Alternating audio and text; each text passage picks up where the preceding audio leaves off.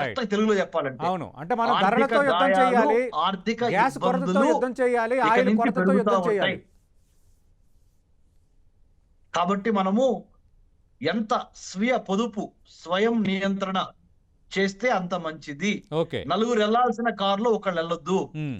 10 మంది కూర్చోవాల్సిన బస్సులో ఒకళ్ళు కూర్చొని ప్రయాణం చేయొద్దు. హ్మ్. అంటే మాస్ ట్రాన్స్‌పోర్టేషన్ దగ్గర నుంచి, పర్సనల్‌గా దగ్గర నుంచి, ఇప్పుడు ఉన్నది చూపించుకోవడానికి 4 కార్లు ఒక కుటుంబ సభ్యులు 4 కార్లు వాడకుండా ఒక కుటుంబ సభ్యులందరూ ఒక అవసరమైతే ఒక కార్‌లో ఎళ్ళటమో, లేకపోతే పబ్లిక్ ట్రాన్స్‌పోర్టేషనో, మెట్రోసో, పబ్లిక్ బస్ సర్వీసెసో ఉపయోగించాల్సిన అవసరము, 100 మందిని పిలిచి భోజనం పెట్టాల్సిన సమయంలో కొద్దిగా తగ్గించి ప్రస్తుతానికి ఓ 10 మందిని పిలిచి భోజనం పెడతాం. అట్లాంటి అదే ఇందాక నరేంద్ర మోడీ సార్ మన ప్రధానమంత్రి గారు కూడా చెప్పింది అదే. రైట్. ఇప్పుడు మనం ఎంత పొదుపు చేస్తే అంత వేరే వాళ్ళని అడిగే అవసరం ఉండదు మనకి. ఓకే. వేరే వాళ్ళ దగ్గరికెళ్ళి మనము చేతులు చాచే అవసరం లేకుండా హ్మ్. మన చేతిలో ఉన్నదాన్ని కంట్రోల్ చేసుకోవటం ద్వారా మనము ఒక రోల్ మోడల్‌గా నిలవాలి. ఇది కూడా ఓకే. కోవిడ్‌లో ఏ విధంగా అయితే మనము ఒక మంచి వ్యాక్సిన్ తీసుకొచ్చి ప్రపంచాన్ని బతికిచ్చామో, రైట్. ఇప్పుడు కూడా ఒక చక్కటి స్వయం నియంత్రణ, స్వీయ నియంత్రణ మోడల్‌ని తీసుకొచ్చి హ్మ్. మన ఆర్థిక రంగాన్ని, మన వాణిజ్య రంగాన్ని, వర్తక రంగాన్ని, సామాజిక, ఆర్థిక, సోషల్ మీడియా రంగం ద్వారా హ్మ్. భారత్ ఒక రోల్ మోడల్‌గా నిలవాల్సిన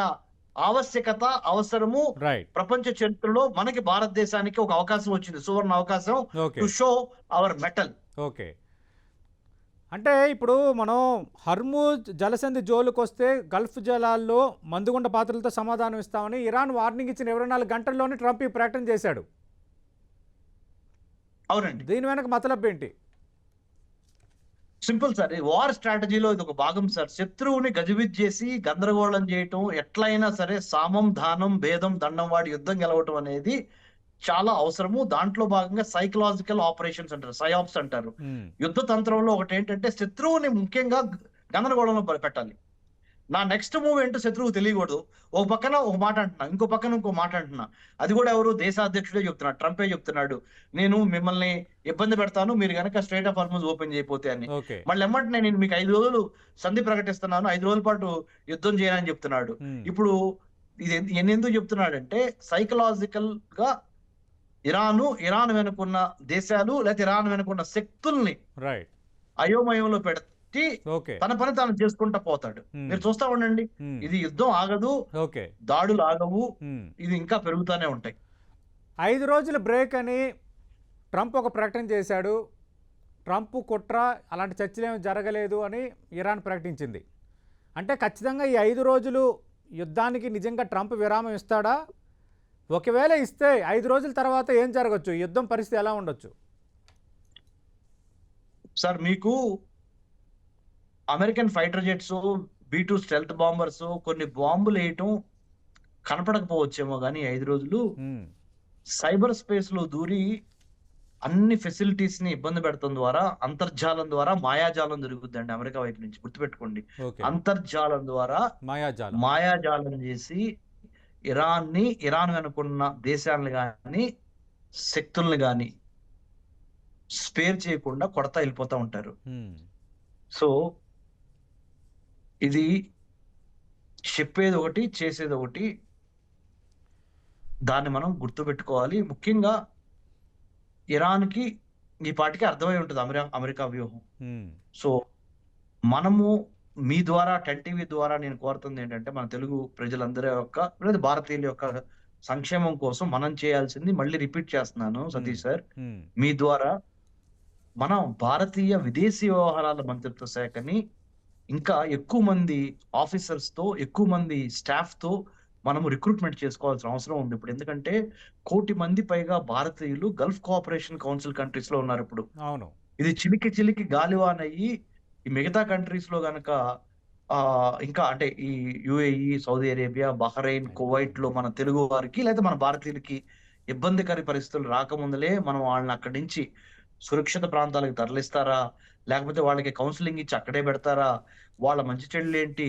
ఇవన్నిటి మీద దృష్టి పెడతానికి ఇండియన్ ఫారెన్ సర్వీస్ ఆఫీసర్స్ హ్మ్. సంఖ్య పెంచాలి. ఓకే. నంబర్ పెంచాలి. హ్మ్. సో, దాంతో పాటు భారతదేశం ఒక లౌకిక రాజ్యం గాబట్టి, ఇక్కడ ఎటువంటి తేడాలు రాకుండా భిన్న మతాలు, భిన్న కులాలు, భిన్న ప్రాంతాల మధ్య ఇంటిగ్రిటీ, ఇంటిగ్రేషన్, నేషనల్ యూనిటీ అనేది పెంచటానికి మనం కార్యక్రమాలు చేసుకుంటా, రైట్. ఒకటే జెండా, ఒకటే ఎజెండా అనే గొప్ప యూనిఫైడ్ ఇండియా భారత్ రావటానికి మనం ప్రయత్నాలు చేసుకోవాలి. ఎందుకంటే అమెరికా చేసే పనులు అమెరికా చేసుకుంటూ వెళ్తది. అవును. ఇరాన్ చేసే పనులు ఇరాన్ చేసుకుంటూ వెళ్తారు.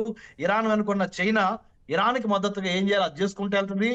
ఇజ్రాయెల్, అమెరికా కలిసి ఏం చేయాలో అది చేసుకుంటూ వెళ్తే మనం ఏం చేయాలనే దాని మీద క్లారిటీ కోసం చెప్తున్నా. మన భారతదేశం నుంచి మన భారతీయుల్ని వేరే దేశాల్లో ఉన్న భారతీయుల్ని రక్షించుకోవడంతో పాటు మన భారతదేశ అంతర్గత భద్రతను రక్షించుకోవటానికి మనము వార్ ఫూటింగ్ మీద పనిచేసి మనోళ్ళ యొక్క యోగక్షేమాలు చూసుకోవటానికి అది ఉప్పు కావచ్చు, పప్పు కావచ్చు, లేదా కూరగాయల ధరలు కావచ్చు, పెట్రోల్, కిరోసిన్, డీజిల్ ధరలు కావచ్చు, ఓకే. ఏదైనా కావచ్చు.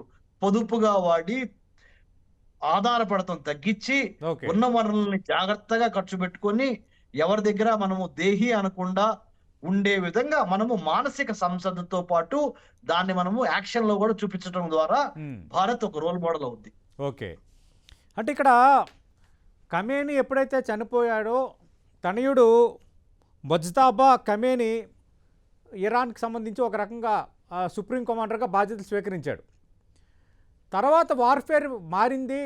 అమెరికాతో ఇంకా తాడో పేడో తేల్చుకోవాలన్న ధోరణి ఇంకా చాలా ప్రబలంగా ఇరాను వంటబట్టించుకుంది. అంటే ఎలా అర్థం చేసుకోవాలి? ఆయన అంటే ముజ్తబా ఖమేనీ రాకతో ఇరాన్ మరింత బలపడింది, ట్రంప్కి చుక్కలు చూపిస్తున్నాడని అనుకోవచ్చా? అంటే తప్పనిసరిగా ఇరాన్ గట్టిగా నిలబడింది అనే దాంట్లో సందేహం లేదు. But at the same time అసలు గ్రౌండ్ రియాలిటీ ఇరాన్‌లో ఇప్పుడు ఎలా ఉంది అని చూసినప్పుడు ఔట్ ఆఫ్ 10 స్కేల్‌లో 6 పాయింట్స్ అంటే ఔట్ ఆఫ్ 10లో 6 పాయింట్స్ వరకి ఇరాన్‌లో ధ్వంసం జరిగింది. అలానే ఇరాన్ కూడా కాముగా లేకుండా మిగతా వాటి మీద కూడా అమెరికాకి సంబంధించిన మిత్రపక్షాలకి సంబంధించిన దేశాల్లో ఉన్న అమెరికన్ బేసెస్ మీద కూడా ఔట్ ఆఫ్ 10 స్కేల్ తీసుకుంటే ఒక 4-5% వీళ్ళు కొట్టగలిగారు. ఎవరు? ఇరానియన్లు. దాంట్లో డౌట్ లేదు. కానీ how fast America will recover from the war and how fast Iran will recover from the war అని చూసినప్పుడు okay, Iran will take much longer time to recover. Right. దాన్ని మనం దృష్టిలో పెట్టుకోవాలి. War reconstruction, war rebuilding, peace building, peace making ఈ పద్ధతులు ఉన్నాయి చూడండి సార్. రైట్. వీటికి ఇరాన్ ఎక్కువ టైం తీసుకుంటుంది. కాబట్టి మనం గమనించాల్సింది ఇక్కడ 2 పెద్ద దేశాల మధ్య జరుగుతున్న వార్ ఇది. దానికి రీజనల్ గానేమో ఇరాన్ వర్సెస్ ఇజ్రాయెల్ గా కనపడుతుంది. పెద్ద స్థాయిలో చూసినప్పుడు, బిగ్ పిక్చర్ లో చూసినప్పుడు it is the fight between the American corporate nationalism versus the Chinese cultural nationalism. Chinese cultural nationalism లో ఏజెంట్ ఎవరయ్యా అంటే Iranian country, Iran as a country, regional power. అమెరికాకి సంబంధించిన కార్పొరేట్ ప్లస్ కల్చరల్ నేషనలిజం రెండింటిని సమపాళ్లలో రంగరించుకుంది Israel. ఎందుకంటే నేను ఇజ్రాయెల్లో ఉండి ఇజ్రాయెల్లో చదువుకొని వచ్చాను కదా. కార్పొరేట్ ఇంట్రెస్ట్లు ఎంత బలంగా ఉంటాయో కల్చరల్ గా కూడా Israel is a very strong country. ఏది ప్రాణం పెట్టేస్తారు ఇజ్రాయలీస్. అవును. సో ఇక్కడ ఇరాన్ లో లేనిది ఇజ్రాయెల్లో ఉన్న ఒక చిన్న అడ్వాంటేజ్, నేను అక్కడ ఉండొచ్చాను కాబట్టి చెప్తున్నా. ఇరాన్ లో ఓన్లీ కల్చరల్ నేషనలిజం యొక్క ఇది ఉంది, కానీ ఇజ్రాయెల్ లో కార్పొరేట్ ప్లస్ కల్చరల్ రెండు కలిపిన నేషనలిజం ఉంది. అందుకని ఇజ్రాయెల్ ని స్టార్ట్అప్ నేషన్ అంటారు.